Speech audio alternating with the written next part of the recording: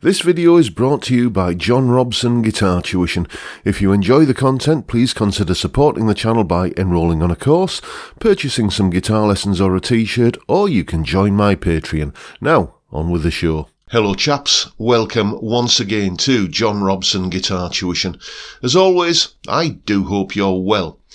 Okay, this is another one of these videos where I just talk about some of my favourite things in a particular category. We've done my 5 favourite Strat tones, my 5 favourite Les Paul tones, Telecaster tones was another one, and I think last week we did my 5 favourite recorded examples of the iconic Marshall amplifier tone. And what I'm going to do now is kick off sort of a slightly new series of videos in the same vein, where I'm talking about 5 of my favourite performances from a different guitarist each time. And to be honest, I'm amazed I haven't done this video already, because today, if we're talking about my favourite guitar players, who is going to be top of the list? Yes, indeed. Today we're looking at 5 of my favourite performances from a certain Robert William Gary Moore, starting with Blues for Narada. Yeah, now this isn't one of Gary's better known tracks. It didn't really appear on any sort of studio album. It only ever appeared, I think, on a couple of compilations. Certainly the album where I first discovered it was that Ballads and Blues compilation that came out in the 90s. And if you're not familiar with it, then check it out. I've linked to all of the tracks down in the description box below. This, for me, should be one of the tracks that is just, kind of right up there when people think about great Gary Moore performances. It's a beautiful, soulful, tender ballad. It's melodic, and it's such a tuneful piece of music. It's a ballady kind of thing. It's although its name is Blues for Narada, it's not a 12-bar blues in any sense of the word.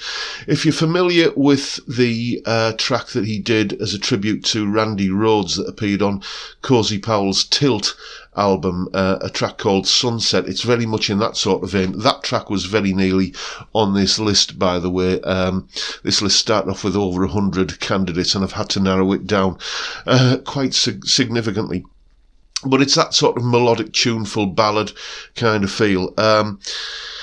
And then he kicks it up a gear at various points in it with some utterly ferocious shredding on there. But, it's not just whittling and skittering around the neck for the sake of it. It's all there to serve the tune. He's doing it as a way of building tension and excitement in the tune, which is the best way to use, any kind of flashy playing anyway, I've always thought. And there's one lick in particular, see if you can spot it when you check it out, that really does kind of showcase Gary's jazz chops. And as I say, it's a shame that this song isn't, this instrumental rather, isn't one of the ones that Gary is better known for. So go and check it out. Next.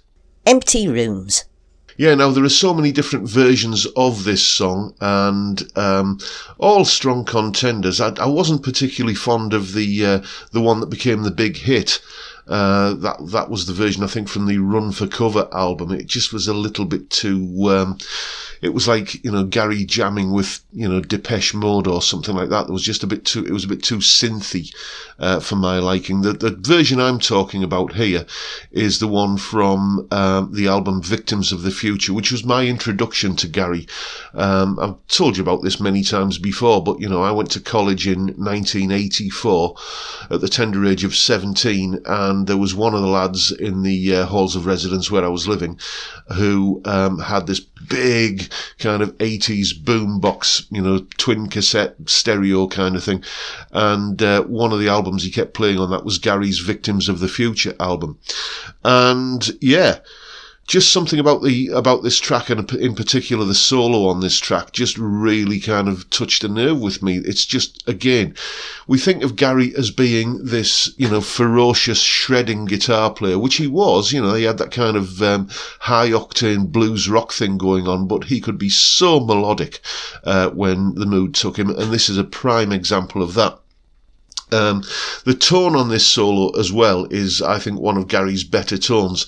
According to an interview that he did, I think, with Guitarist magazine at some point when I was, back in the days when I used to buy that particular publication, he said that he used the famous Peter Green Les Paul on this track, although in the video for it you'll see him playing like a Midnight Blue Ibanez Roadstar, which was, the kind of the guitar he was often seen with in those days, but it was the Les Paul on this track. And the other thing that makes this track special for me, it's the first Gary Moore guitar solo that I ever learned to play myself, so it'll always have a special place in my heart for that reason alone. So there you go, Empty Rooms. Next, City of Gold. I literally cannot tell you how excited I was when I heard the news that Gary was going to be getting together with Ginger Baker and Jack Bruce and doing sort of a Cream style project. Basically it was Cream in all but name, but with Gary on guitar rather than Eric. So if you haven't heard the album, it's called Around the Next Dream, and the band's name was BBM, Bruce Baker Moore. And the second track on that album is called City of Gold, and it's very much a sort of Cream Crossroads pastiche. You can hear the kind of link there, and Gary's really on form on this whole album, and this track in particular for me is the standout track on the album. He's had an extra Weetabix that morning, put it this way, and it's just the epitome of kind of bluesy rock, high octane kind of shreddy guitar. It reminds me, the solo on this track, actually, of funnily enough, it reminds me of a lot of Johnny Winter. It's just got that, how some of his solos have just got they just seem to be bristling with electricity and excitement. Well, it's very much the same on this solo here. It's not something that you could ever convey if you were to tab the solo out or something like that. You've got to listen to it. And what I really love about this is, he's jamming with the bass and drums, not jamming over the top of the bass and drums. There's a particular point in the solo where you can hear him and Ginger Baker just kind of going into this sort of little duel together and playing off each other. It's the kind of thing that you cannot fake. You can't, kind of turn up at the studio a month later and lay that solo down after the drummer has kind of laid his parts down and, maybe in a different studio on the other side of the world. This is the sort of thing that I often talk about, where it's the eye contact between the musicians in the studio and it leads to a much enhanced performance. So if you're not familiar with this one, go and check it out. Next. Oh, Pretty Woman. I could not have done a list like this without including a track from the utterly fantastic, iconic, I think, Still Got the Blues album. Basically, as I said earlier, this list was well into three figures in terms of the number of performances that was on it when I was putting it together. And pretty much every track on the Still Got the Blues album was on this list. So if I had to pick one track from this album, which is what I've done, it would be Oh Pretty Woman. For me, it's just a stupendously good example of that Gibson Les Paul into a kind of cranked Marshall.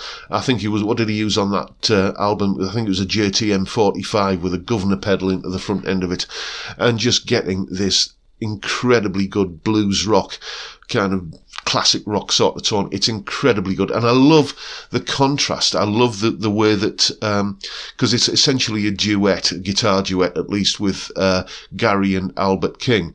And if you've ever seen the live video from that Still Got the Blues tour, the kind of, I think I've still got it somewhere on VHS, but I'm sure it's up on YouTube somewhere. Go and check it out. There's backstage, kind of shots of Gary and Albert, having a bit of back and forth. You could tell there was a lot of mutual admiration there. That shines through on this track. Albert's doing his kind of laid back kind of thing, and then Gary just explodes out of the speakers with his solos. Again, it's fast, it's bluesy, it's melodic, it's soulful. It's just everything you want a great blues rock guitar solo to be, and that's why it's on this list. Next. Black Rose. Yes, again, another album really that every track was on the list to begin with, and I chose to go with the title track. But we're not today talking about the album version of this track. We're talking about a live version. As I say, all of these are linked down in the description. In 2005, Gary and his band did a tribute concert for Phil Lynott, and it's the version of Black Rose that comes from that particular gig. I've got the DVD downstairs and I watch it all the time. Fantastic, fantastic gig. If you've not seen it, check the whole gig out. But this track in particular, he's joined on stage by Scott Gorham, and just that. If you're familiar with the track, if you know what it's all about, then you'll know there's that sort of Celtic section in the middle of it, where Gary really kind of pulls it out of the bag. Let's say it's just an incredibly fantastic performance, and just watch the crowd when you're watching this version of the song as well. They are going absolutely wild. The atmosphere on that night must have been an absolute blast to be there, and it comes across even when you're watching it on video, which isn't always the case for a great gig. This is a really fantastic performance of a fantastic song, and Gary at his best, I think. So once again, that's what gives this one a place on the list. So there you go, folks. Those are my 5 favourite Gary Moore performances this week. As I say, this is a list that could be subject to change, which gives me an excuse to do the video all over again in a few months' time, doesn't it? No doubt I might do that. We'll see. Anyway, but yeah. Today, on this day today, my 5 favourite Gary Moore solos or performances are Blues for Narada, Empty Rooms, City of Gold, Oh Pretty Woman and Black Rose, in no particular order whatsoever. I could put any of those at the top of the list. In fact, they all deserve to be there. If you're a Gary Moore fan, and I'm imagining you probably are, because why would you have clicked on this video in the first place if you weren't, then let me know what your 5 favourite Gary performances are down in the comments. And if you want to include a couple of lines about why each one deserves a place on your list, then feel free. I love reading about, what makes you guys tick in terms of the music that you like. But for now, I shall wrap things up there. Thank you so much for watching, everyone. It has been an absolute blast putting this list together. I hope you've enjoyed it as much as I have. So I'll just take this opportunity to say thank you so much for your time. Thank you for watching. If you've enjoyed the video, subscribe, notification bell, hit like, all the rest of it. But for now, I'll bid you all a good day. So look after yourselves, folks. Stay well, stay safe, and above all, stay sane. Bye for now.